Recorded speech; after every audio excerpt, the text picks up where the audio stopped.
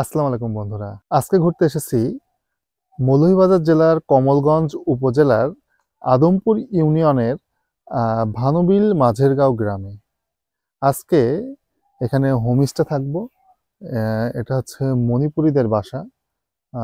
আজকের দিনটা তাদের সাথেই কাটাবো এবং আজকে তাদের একটা অনুষ্ঠান আছে, সেটা হচ্ছে তাদের বাৎসরিক উৎসব নিমন পালি। তো সেই অনুষ্ঠানটাও কেমন হয় দেখব। এই যে তাদের চারিদিকের আশেপাশে দেখেন, এই যে সকালে পুরা রাস্তা ফাঁকা গ্রামের, আর এই দিকটাও পুরা ফাঁকা। খুব সুন্দর লাগতেছে সকালের পরিবেশটা। এই হলো হোমস্টে এর ভেতরকার পরিবেশ।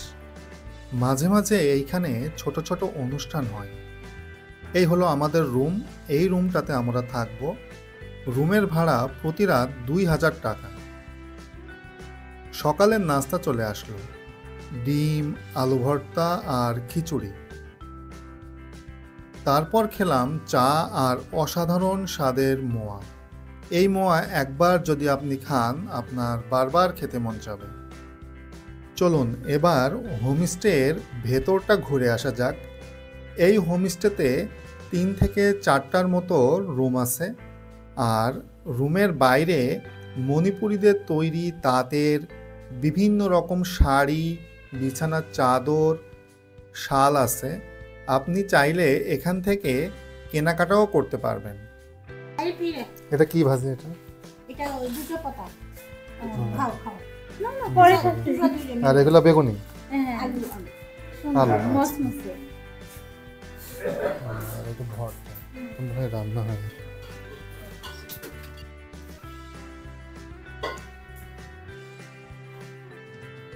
এই যে এটা হচ্ছে ভানুবিল মাঝেরগাঁও।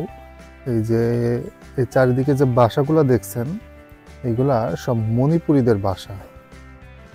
আর ওই সামনে একটা প্রাথমিক বিদ্যালয় আছে। এইটা আর একটা মণিপুরীদের বাসা। তো এরা বাসার সামনে এরকম লম্বা হাঁটার রাস্তা, আর এই যে সামনে এরা বাগান করে আর কি বাড়ির সামনে। এই যে মণিপুরীদের কি সুন্দর টমেটোর বাগান। এখন দুপুরের খাবার খাবো। দুপুরের খাবারে আছে মাসকলাই বড়ি, মাছ ফুলকপি, বেগুনি, আলু শুটকি ভর্তা, তেঁতুলের টক আর দোজা পাতা ভাজা। এই দোজা পাতা ভাজা খেতে খুবই সুস্বাদু।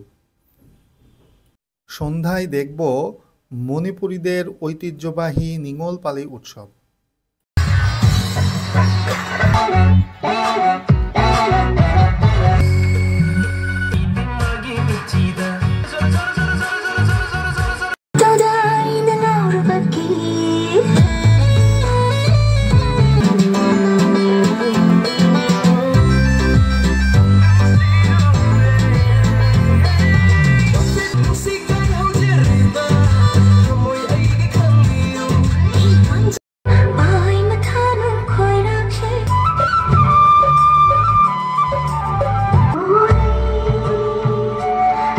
আমি প্রথমত 15 সাল থেকে 2015 সাল থেকে আমি এই 2টা রুম হোমস্টে হিসাবে আমি শুরু করছি। তো এরপরে 18 সালে এসে আমাদের বিভাগীয় কমিশনার একজন ভদ্রমহিলা, ওনার নাম হচ্ছে নাজমানারা খানম, বলবো না আমি আর। উনি আমার এখানে আর শুনে যে হোমস্টে করতেছে একজন, তো বাইরে ওকে যদি কমিউনিটি বেস ট্যুরিজমটা বাংলাদেশে এখনও হয় নাই, প্লাস হোমস্টেটাও ওইটাই প্রথম। তো এতে গিয়া উনি আমাকে বললেন যে আপনার চিন্তাধারা, আপনার ধ্যান ধারণা ভালো, বিধায় আমাকে বলছে যে আপনি হোমস্টে না, আপনি কমিউনিটি বেস ট্যুরিজম করবেন। তো আমি এখানে 4টা গ্রাম নিয়ে আমি কাজ করতেছি। 4টা গ্রামে থাকার মতো পরিবেশ এইভাবে করতেছি। তো আগামীতে বাংলাদেশ ট্যুরিজম বোর্ডসও আমাদের চিন্তাধারা হলো যে অন্ততকে 100 জনের বাড়িতে এইভাবে থাকার মতো পরিবেশ সৃষ্টি করব, এই আশা নিয়ে কাজ করতেছি।